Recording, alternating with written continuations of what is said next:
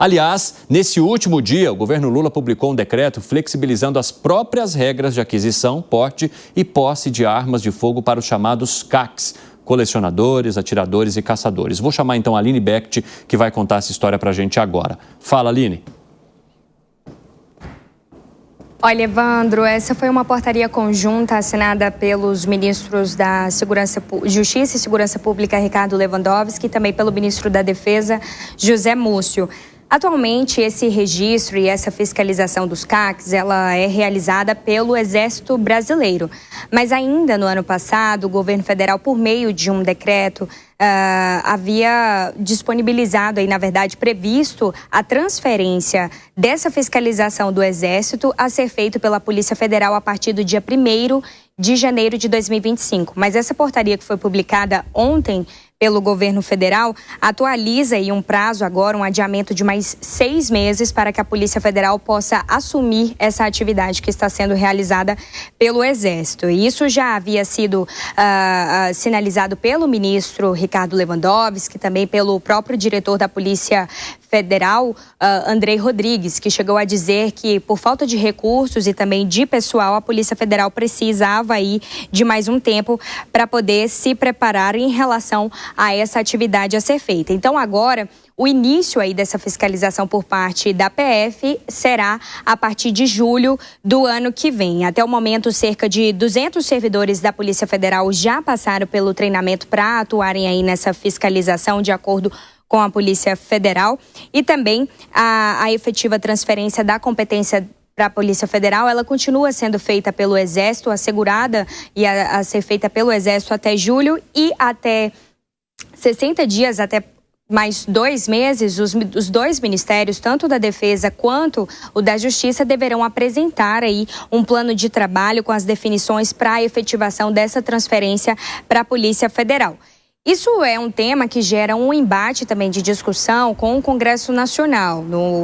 Ainda esse ano, em novembro, no final de novembro, na Comissão de Segurança Pública, os deputados e representantes de entidades ligadas aos CACs chegaram aí a participar de uma audiência pública e a debater sobre.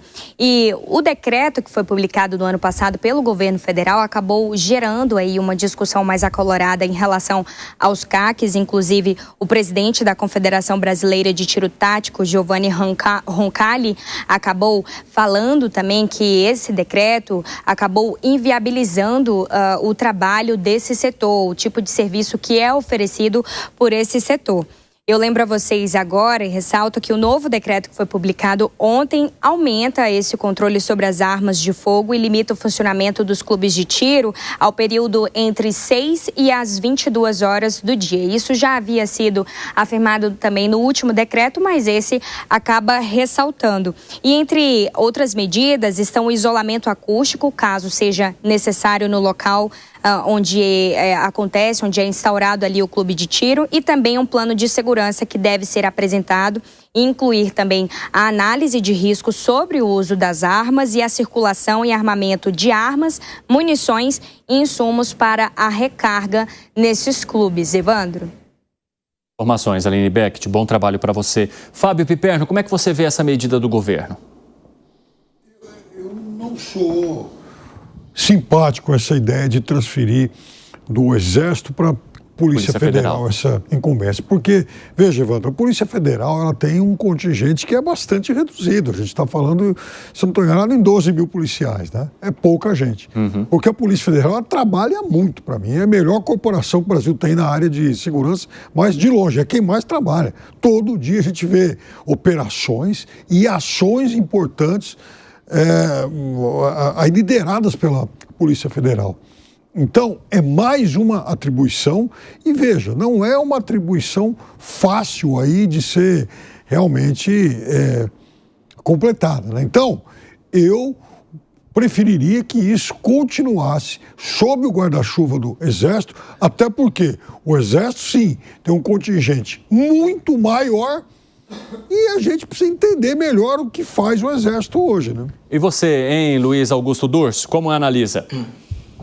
Eu gosto da ideia de colocar a Polícia Federal. O governo Lula sempre fortaleceu Desde a primeira gestão, a Polícia Federal, se a Polícia Federal tem o tamanho que tem hoje, tem o equipamento que tem hoje, tem o respeito que tem hoje, deve muito, inclusive, à primeira gestão do governo Lula. Mais uma vez o governo está fortalecendo a Polícia Federal. Mesmo alguns não gostando muito da ideia de aderir aí essa responsabilidade, dizendo, inclusive, que teria um problema grave de estrutura para lidar com tudo isso, vai forçar o Estado a investir mais na Polícia Federal, e aí o Piperno destacou. É uma polícia muito respeitada, muito competente em nosso país, então eu gosto da ideia, acho que a Polícia Federal tem condição sim de trazer uma excelente fiscalização, pode contribuir de maneira técnica também para os debates na esfera federal, então eu acho que é um órgão bastante competente, não só para investigar, mas para cuidar das armas em nosso país. Fala, Piperno. Veja, Dulce, eu sempre elogio a Polícia Federal porque eu sou um admirador do trabalho que a Polícia Federal faz, e você tem toda a razão. A Polícia Federal mudou no primeiro governo Lula, com o ministro Márcio Tomás Bastos e tal, enfim, o delegado Paulo Campelo, mas o fato é que Dulce, eu até quero aprender mais com especialistas, porque, veja, a Polícia Federal, ela tem contingente para abraçar mais essa atribuição, porque me parece que ela já está bastante assoberbada, né? Foi o que alguns agentes da Polícia Federal, assim que isso começou a ser ventilado lá atrás, reagiram dizendo: nós não temos capacidade de mão de obra para aderir a esse tipo de responsabilidade. Você tem razão, essa foi uma resposta bastante dita por parte da Polícia Federal. Mas sabe o que eu penso, Piperno?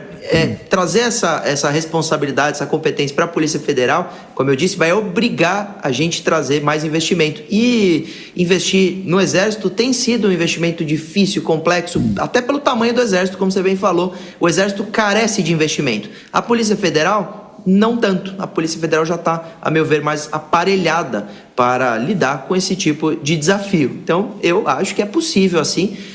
Não, claro, em 6 meses ela está pronta para fazer toda a fiscalização. Mas eu acredito que com o tempo, com bastante investimento, como a polícia teve desde então, né, desde da primeira gestão do Lula, se tornar a grande responsável aí por essa fiscalização. Quer acrescentar algo, Piperno? Não, era só, a minha dúvida enfim, exatamente em relação ao tamanho, né, das corporações, mas aí o Dulce chama a atenção para o aspecto de que isso obrigaria, sim, o governo a investir ainda mais na Polícia Federal.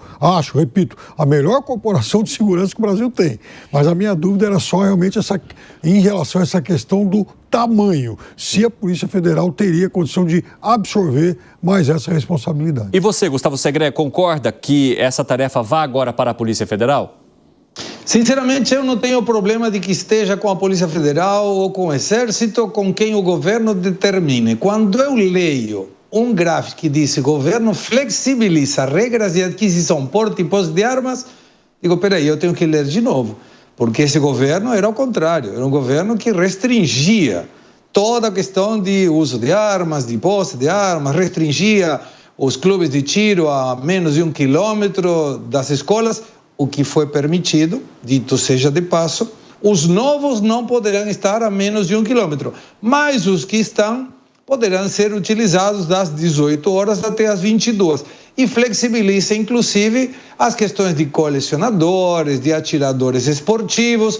Ou seja, eu não sei se alguém convenceu o governo de que estava indo numa direção errada ou alguma coisa miraculosa aconteceu, que o governo deixou essa palavra de restringir para flexibilizar. E eu gostei, mesmo que foi incluído um artigo, número 79, dentro desse decreto, que, digamos, dito seja de passo, altera o decreto do mesmo presidente do ano anterior, 2023, e nesse conceito, sim, o que proíbe com muita sapiência é que as pessoas não possam estar armadas 24 horas antes e 24 horas depois de atos elecionários. Me parece uma medida muito benéfica, mas a flexibilização não é um assunto menor para o governo da esquerda com os princípios que ele manteve até agora.